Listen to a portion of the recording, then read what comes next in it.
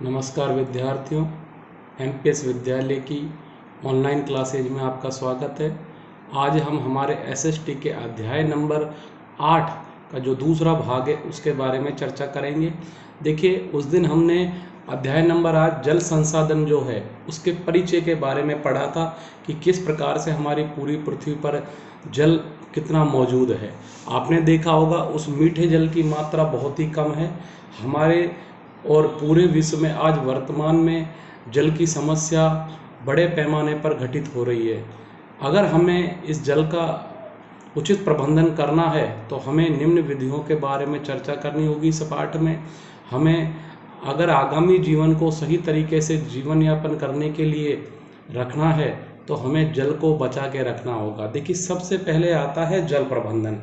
जल प्रबंधन में जल के वितरण, विकास व सुव्यवस्थित उपयोग के लिए की गई सभी तकनीक योग्यताएं सम्मिलित की जाती हैं जो जल की मांग व पूर्ति के बीच सामंजस्य स्थापित करती हैं। यानी कि वर्तमान समय में जल का प्रबंधन, वाटर मैनेजमेंट करना बहुत ही ज़्यादा आवश्यक है। हमें यह तय करना होगा कि दिन प्रतिदिन हमारी आवश्यकताओं के लिए जो जल चाहिए उसके लिए हम कैसे जल का उपयोग करें, किस प्रकार से हम जल का प्रबंधन करें, बरसात आने पर हमें जल के बारे में क्या करना है, इन सभी चीज़ों के बारे में हमें देखिए ध्यान देना होगा। आपने देखा होगा हमारे देश में जो हर वर्ष बहुत सारा जो जल होता है बरसात के समय वह बहकर नदियों के द्वारा समुद्रों में चला जाता है। इस व्यर्थ जो जल है इसको हम बहने से रोक सकते हैं। तो इसको बहने से हम इस प्रकार से रोक सकते हैं कि हम नदियों के ऊपर बांध बना दें। उससे देखिए क्या होगा, जो यह व्यर्थ जो जल है जो समुद्रों में मिल जाता है, यह हम अपनी जो जनसंख्या है उसकी मांग की पूर्ति हेतु इसको उपयोग में ला सकते हैं। लेकिन ये तभी ला पाएंगे हम जब हमारे पास जल का प्रबंधन की उचित तकनीक होगी। देखिए, आज वर्तमान समय में आपने देखा होगा जल की अनियमितता और उसके कारण बड़े पैमाने पर हमारे देश में या पूरे विश्व में जल की समस्याएं उत्पन्न हो गई हैं। हमारे देश में विभिन्न पंचवर्षीय योजनाओं के माध्यम से भारत सरकार ने जल प्रबंधन के लिए बहुत सारी बांध परियोजनाओं का निर्माण किया गया था। इन नदी घाटी परियोजना या बहुउद्देशीय नदी घाटी परियोजनाओं के माध्यम से सरकार ने जल प्रबंधन के लिए उचित क्रियान्वयन नीति तय की है। लेकिन वर्तमान समय में आपने देखा होगा बढ़ती मांग के कारण आज इनका उपयोग भी बड़े पैमाने पर बढ़ता जा रहा है।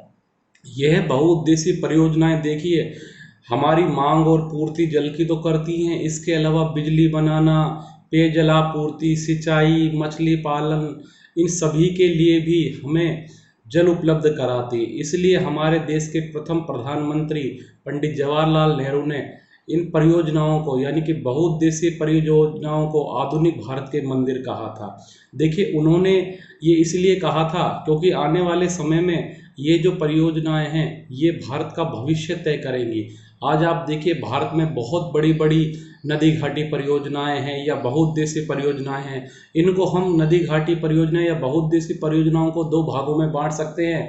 एक तो केंद्र सरकार द्वारा चलित परियोजनाएं और दूसरी है राज्य सरकारों द्वारा चलाई गई परियोजनाएं। देखिए, केंद्र सरकार द्वारा चलाई गई परियोजनाओं में भाखड़ा नांगल परियोजना, रिहंद परियोजना, दामोदर घाटी परियोजना, हीराकुंड कोसी परियोजना, टिहरी परियोजना आदि का क्रियान्वयन किया जा रहा है। कुछ राज्य सरकारों द्वारा जो चलाई गई परियोजना है, राज्य सरकार या कई राज्यों की सरकारें मिलकर ऐसी परियोजनाओं को चला रही है, जिनमें से आपने देखा होगा चंबल परियोजना राजस्थान में मध्य प्रदेश की है, नागार्जुन सागर परियोजना आंध्र प्रदेश की है, तुंगभद्रा परियोजना आंध्र प्रदेश कर्नाटक की है, सरदार सरोवर परियोजना गुजरात मध्य प्रदेश राजस्थान की है, व्यूराक्षी तथा फरक्का परियोजना पश्चिमी बंगाल की है, माही परियोजना गुजरात तथा राजस्थान की है, गंडक परियोजना बिहार तथा उत्तर प्रदेश की है, मच्छकुंड परियोजना आंध्र प्रदेश व उड़ीसा की है।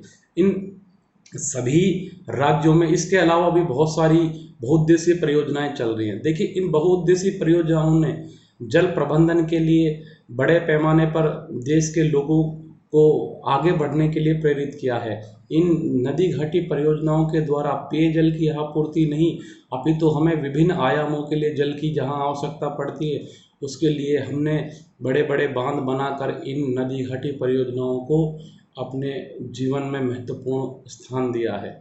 आने वाले समय में आपने देखा होगा इन नदी घाटी परियोजनाओं का महत्व बढ़ता जाएगा, क्योंकि जनसंख्या दिन प्रतिदिन जिस प्रकार से बढ़ रही है, पूरे विश्व में जल का संकट आने वाला है। आगे हम अगले वीडियोज़ में हम भारत की विभिन्न जो परियोजनाएं हैं, नदी घाटी परियोजनाएं या बहुउद्देशीय परियोजनाएं, इनके बारे में विस्तार से चर्चा करेंगे। एमपीएस ऑनलाइन क्लासेज में आपका हमेशा स्वागत रहेगा। आपको बेहतर शिक्षा के लिए एमपीएस चुनने के लिए मैं हमेशा कहूँगा आप एमपीएस में अपना भविष्य तय करें। धन्यवाद।